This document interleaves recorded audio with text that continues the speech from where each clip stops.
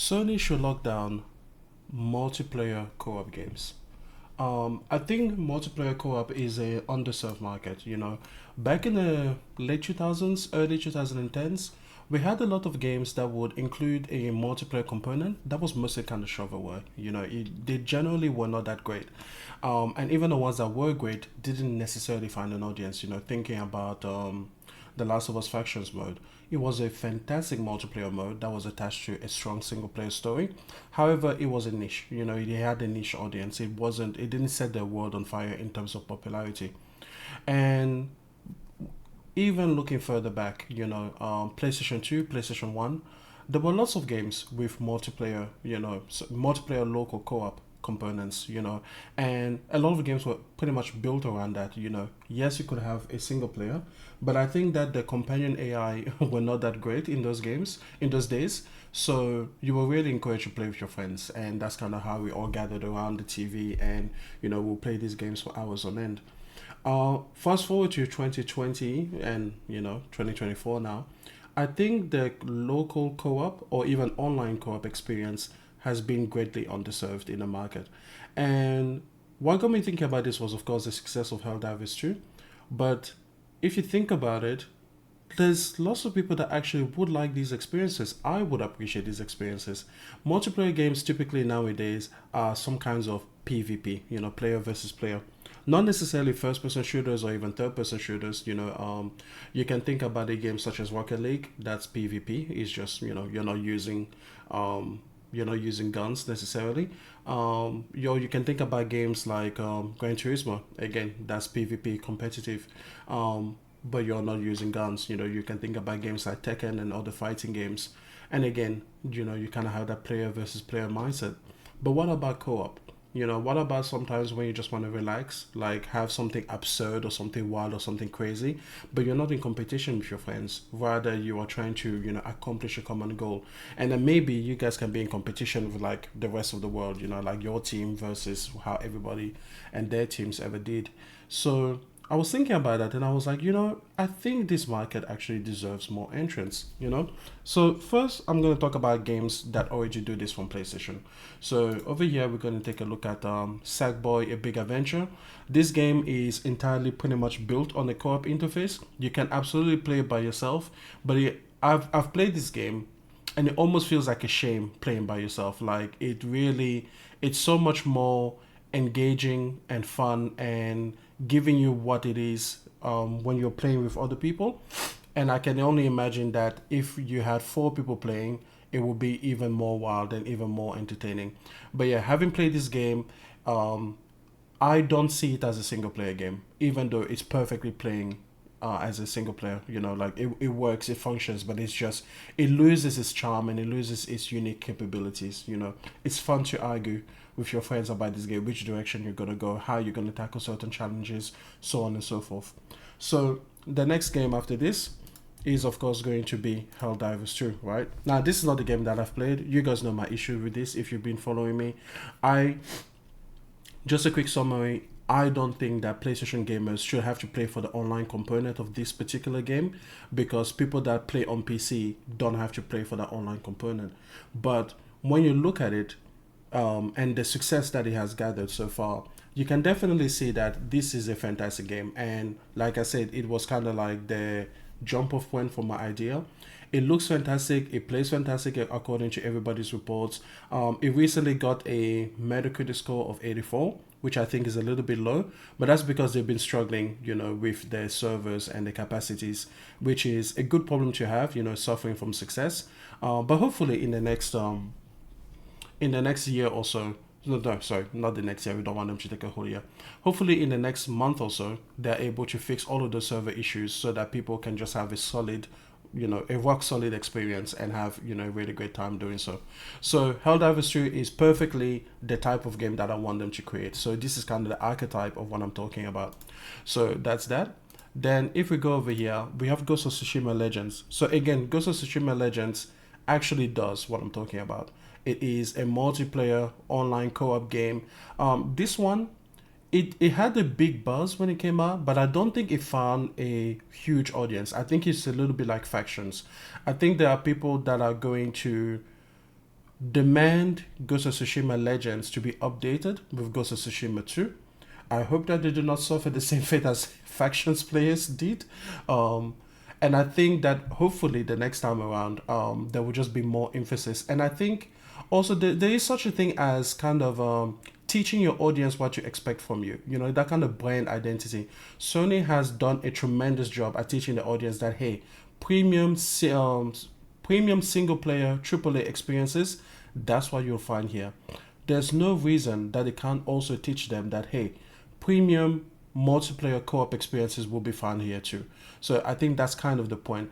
And then games like these ones, which are already doing everything right, would then be able to find a huge audience or a hugely more successful audience so that these kinds of projects can be justified and these options can be made available to us.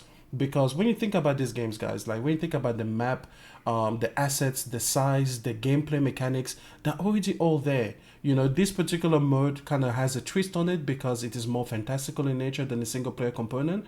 But aside from that, 95% of the game is there from the base game. We should absolutely have the option to explore the game, to explore the combat more in depth with friends so that we can really maximize what we are able to do and just maximize the amount of fun that we're able to have. He's really struggling to revive that guy, so I don't know if he'll ever make it, but we'll move on. Okay, so over here now, we have The Last of Us No Return. So the thing about The Last of Us No Return mode over here is I I I applaud them for having created it. I haven't played it yet. I have access to it, but I've just been caught on Spiritfarer. That's a game that I'm playing at the moment. But my question is, why isn't there a multiplayer co-op mode for this particular game? Like, especially after taking away factions, right? This would have been such a great kind of almost like apology or a way to essentially make up for what it is, um, if we had just been able to play it with a friend. You know, like you look at the gameplay, of course, the gameplay is from The Last of Us Part 2, so it's already compelling as all hell. But yeah, it's just, it looks fantastic. I'm sure it plays fantastic. Lots of people have great impressions about this particular mode. And yeah, it should have had a multiplayer co-op component because I think these types of games, it's not so much that they will keep you forever or that they will make the most, you know, money in microtransaction stores or whatever it is that you may have. No, it's that it can be a fantastic thing to come back to a month or 2 months later to just run the game with your friends and to just have a great time doing it. So I think that this game should, okay, I'm gonna say this. I'm not saying that they should necessarily go back and retroactively add a multiplayer co-op experience to The Last of Us No Return modes or the other modes that I'll be talking about soon. Um, but I'm saying that next time around, please just put it in there. Just put it in there from the beginning so that I can play this as a single player experience or I can play it as a multiplayer co-op experience with one or two extra friends, maybe even three, you know, depending on what you're capable of doing and what kind of fits the style. Because I don't want them to suddenly feel like they are building an entire brand new game like they tried to do with The Last of Us multiplayer, but rather adding, you know, on top a bonus on top of a bonus is how I feel like it should be understood. Okay, so that was a really great moment. And of course, we have The Last of Us Ragnarok Valhalla. Now, listen, I think roguelike modes really lend themselves to this idea. You know, like it's basically arcade, just with some kind of meta progression. That's really what a roguelike is. At least the type that Valhalla is. That's the kind of game that it is. And you know, like why couldn't we do this with like young Kratos and old Kratos? You know, or why couldn't we do this with Atreus or you know, um, who else would it be? Maybe we could do it with Freya. Except they have to create a brand new moveset for Freya because she wasn't playable before. But still, it's like it would be so fantastic to be able to play through the God of War gameplay with another person. You know, you finish the story, you love the gameplay, and there you go. You have actually now an opportunity to just run through with your friends and get into arenas. Now, the conceit of Valhalla, right? The story framework that it is would not allow that to happen, but we could just have a regular arena like match. You know, we could just have like arena challenges that we pick from, probably in Niflheim, and that will fit in the lore and the story of the game. And it will be so cool because you play the single player up to a point, you will unlock Niflheim or its equivalent, and then the game will tell you like, hey, you can use this arena to practice, you can use it for single player multiplayer game, or you can call another Kratos from another dimension, and then you guys can have fun together, and that will be the multiplayer co-op component. So I just think that a lot of these games do have that potential. Okay, so another game that would be fantastic for this, of course, is another roguelike, and this is Returnal. Now, Returnal is an interesting one because they came out with the game and it was single player only. Then they came out with this really wonderful Tower of Sisyphus mode, which is basically a more arcade version of what you get in the story, you know.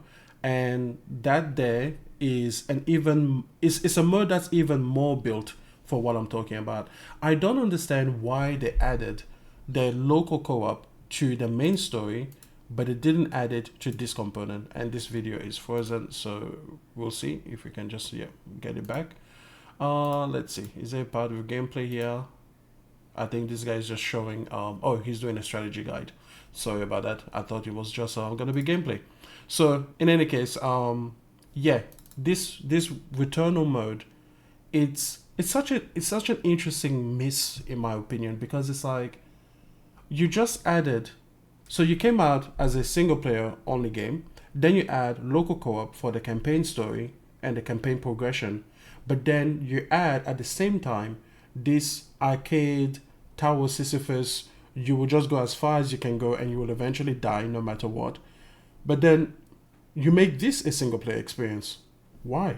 It absolutely should have been a co-op experience. And I don't even think you will need to change the maps in order to make it co-op. If you've actually played this game mode like I have, you will know that two people running through here wouldn't necessarily be more it wouldn't be more demanding on the geometry because of the size of the map, but you could just add more enemies and different types of enemies at the same time, so that two people would have a completely different challenge as to just one.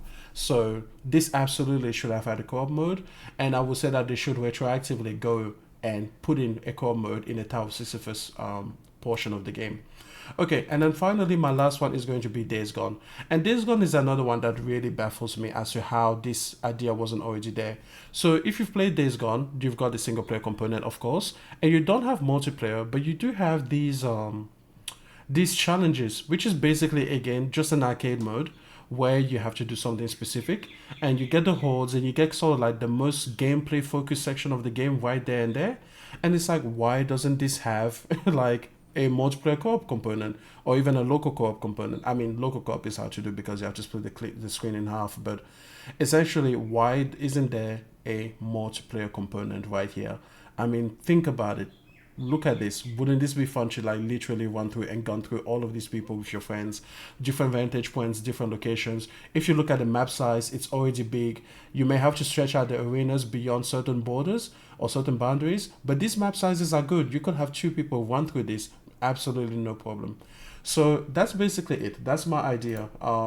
Those were just some of the games and some of the examples. Again, I think with some of those things, it makes sense for them to actually go back now and change. For example, Days Gone and Returnal, I think just go back and create a multiplayer co-op version of that. With God of War, that's a little bit harder to do. So yeah, those are, but in essence, that's my idea. I think Sony should really think about adding value to their $70 packages by creating multiplayer local co-op experiences. I have some shout outs. So I will also want to shout out Ratchet and Clank. Could absolutely do the same thing with especially the latest one, right?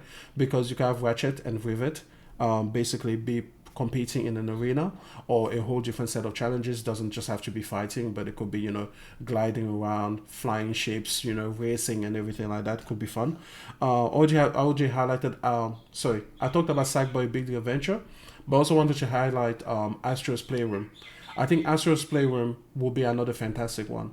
Don't change anything about the game. Just allow the whole single player campaign of Astro's Playroom to just be played with a co-op person, because I think most people that get a PS5 unfortunately don't even turn on Astro's Playroom, and I think they absolutely should get one more reason to. So why not? Astro's Playroom is a fun game. It's a complete game. It is, you know, such a beautiful piece of work, and it will absolutely be phenomenal to play through that for the first time with someone, and that can be your first PS5 experience, especially if you have local co-op, because I think that Astro's Playroom would actually work well with local co-op. And then finally, we of course have the Uncharted series. For if you take for example a look at Uncharted's Lost Legacy or the Legacy of Thieves collection, which basically is Uncharted 4 and Lost Legacy, but without the online co-op PvP experience, it would have been a great package to put it together with a multiplayer local or multiplayer co-op experience, whether that's online or local. And I think that those would have been fun. Those would have been fun modes to actually get. So that's it. That's the idea. I think that going forward, PlayStation should definitely look at that, because right now they are amongst the best in single player games. It is part of the identity. I think that this should be an easy pickup because there isn't as big a distance between single player and multiplayer co-op as there is between single player and multiplayer PvP, for example. And then if they want, they can pick up multiplayer PvP as well. And of course, they can pick up live service games. I think another great thing about co-op experiences is that there's so much a reduced pressure on the studio to always provide content, because the real draw is the fact that you're playing with your friends, right? Like that's really the experience. You're playing with your friends and you're going through this challenge. When you've got PvP, I think that nowadays audiences are used to a steady cadence of content to actually be provided over time. So that lends themselves to being live service games. All of the games I talked about today, if you made those modes available, they wouldn't have to be live service. Like you take a look at Returnal, the Tower of Sisyphus, it doesn't need to be a live service. It is literally built from the ground up already to just be infinite floors. And you guys will just have fun because you're having fun together. And after you're done, you're done. Like it's not a game that is trying to sell you microtransactions. It doesn't have to do that. It will just be a multiplayer co-op experience, and that will be that. When you take a look again at some of the other games that I suggested, like even Helldivers 2, Helldivers 2 is a live service game, so it is at the extreme, it is the closest to that live service model. But from everything that everyone is reporting, it is one of the most respectful live service games that you can have in terms of monetization. So I definitely think that is an angle that PlayStation should lean into. But in any case, that's it. I've rambled enough about it. I will see you guys on the next video. Thank you for being here, and we'll talk later.